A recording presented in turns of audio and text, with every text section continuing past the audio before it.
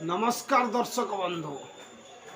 BJP एगरे Odisha रे शासन करुची एवं ओडिशार मुख्यमंत्री मोहन चंद्र माझी जे कि बहुत पॉपुलर हो गले, किंतु धर्मेंद्र प्रधान जे कि बिहार जीतिकी आसीचंती तांका मनरे कोठी ना कोठी ओडिशार मुख्यमंत्री हबार इच्छा अच्छी एवं मनमोहन सामल से मध्य ओडिशार मुख्यमंत्री होगापाई इच्छा प्रकाश करुँच। तेणु तीन जन जाक यहीखेणा बीजेपी मुंड बथार कारण है। भितरिया कली चलती उपरू किसी जना पड़ूना, किंतु प्रकृत में धर्मेंद्र प्रधान ही बीजेपी मंजी बुणी थे ओडिशा रे एवं बीजेपी को आगे नहीं।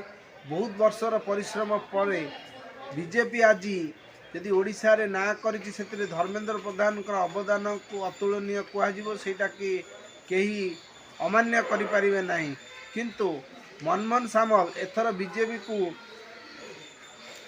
को जितेबार मुख्य ग्रहण करते, कारण सी होती बीजेपी हेड थिले, बीजेपी सभापति थिले, किंतु दुर्भाग्य एमती सी चांदवाली आसन से हारी जाते। तेणु एथर मुख्यमंत्री होते आराम से, किंतु सी हो पारे ना। तो विधिर विधान तो अच्छी, तेणु विधिर विधान कहीं काटी पारे नहीं। तेणु मनमोहन सामल हो पारे ना। तेणु तापर खोजा पड़ा ओडिशा रे किए हेबे ओडिशार मुख्यमंत्री। तेणु आदिवासी नेता हिसाब से मोहन माझी जड़े सरल व्यक्तित्व एवं से चार थर लगातार जो जीति आसनटी केउंझर आसनटी से 4 थर से रेगुलर जीतुंट सरल विश्वासी लोक। तेणु बीजेपी एक्सीडेंटल मुख्यमंत्री करदेले आमर मोहन माझी सार को। मोहन माझी सार मध्य बहुत कम दिन भितर बहुत सफलता पाइले एवं नवनिर्वाचित एवं नव जो होती नुआ नुआ सरकार ताकू मध्य आपणकर नुआपड़े जो है बाई इलेक्शन टी राजेंद्र ढोलकिया पुओ जय ढोलकिया को जिताई एबे मोहन माझी फुल चर्चा रे।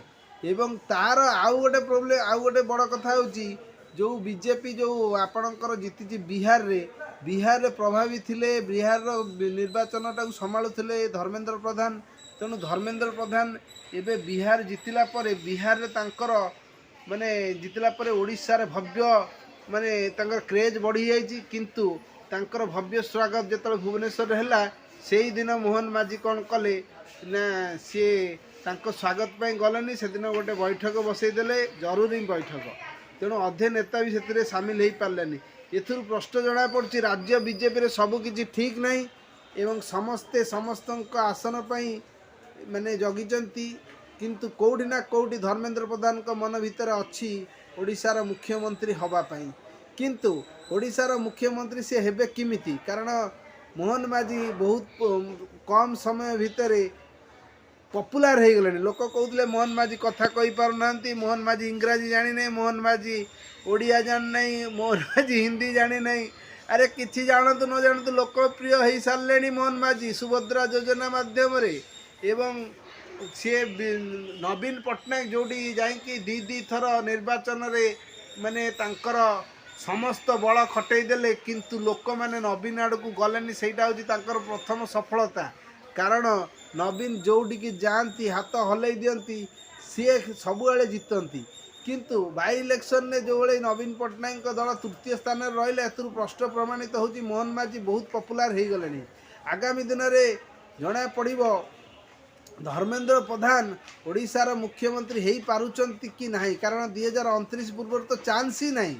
2029 रे विजय कौ भाया होची एवं धर्मेंद्र प्रधान जो भाई भाव माने देशर माने राजनीति रे माने आपणकर केंद्र राजनीति जो भाई बड़ ना हो गले से तो फिर किसी खबर कागज आसुची प्रधानमंत्री कैंडिडेट ना आसीगला।